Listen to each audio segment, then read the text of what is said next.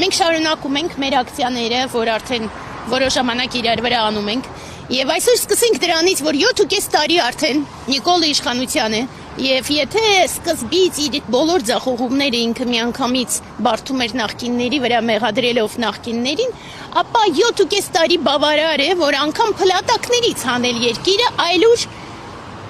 ինքը կարողացավ 7.5 տարում ամբողջությամբ ավերել մեր մասամբ խնդիրներ ունեցող, բայց կայացած պետությունը։ Եվ փաստացի, երբ որ մենք դա փորձում ենք ընդհանուր նայենք, ինչ ունենք մենք այսօր,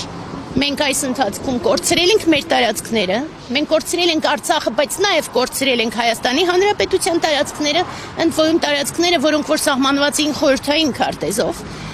Այս ընթացքում մենք ամբողջությամբ կորցրել ենք այն հիմնարար սրբությունները, վեհությունը, զորությունը, որ դպրոցներում անգամ ունեինք, որովհետև հաղթանակած ազգ էինք եւ հիմա փաստացի պարտված, եւ այդ ամբողջի հետ մեկտեղ մենք նայում ենք, որ անգամ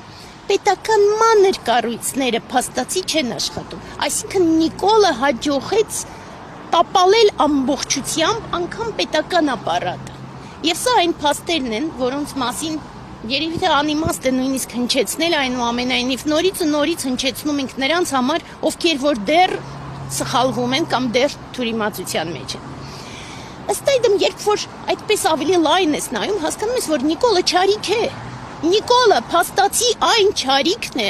որը նման է վիրուսի, գիտեք, մենք վերջերս նմանեցնում ենք այս ամբողջը կովիդի ընթացքին։ Նիկոլը դարձավ այն համաճարակը, որ ամբողջությամբ սկսեց տապալել անգամ մարդկանց սրտերը։ Եվ ինչ-որ ձևով այդ համաճարակը ներթափանցում է հասարակության մտածողության մեջ, ու ցավոք սրտի մենք պիտի փաստենք, որ հրեշները շատ ավելի շատ են, ու մենք տեսնում ենք, թե ինչպես են մարդիկ հուսահատվում, լքում, հանձնվում, բայց նաև սխալվում, ու նաև նույնիսկ եւս սկսում դավաճանել։ Սա ամենամեծ ցավերից մեկն է։ Ու գիտեք, ինչ-որ ձևով, քանի որ ես հոգևոր զարգացման ճանապարհով եմ գնում, ես կարող եմ միևնույն է ասել, որ ես իրան խղճում եմ։ Այո, խղճում եմ, որովհետև իր չարիքը այնքան է խորացել այս ընթացքում, ու մենք բոլորս մեղավոր ենք, որովհետև 20 թվականին պետք էր իրեն դատել, այդ ամբողջ չարիքը կանգնեցնել եւ այդ դեպքում մենք թույլ չէինք տա,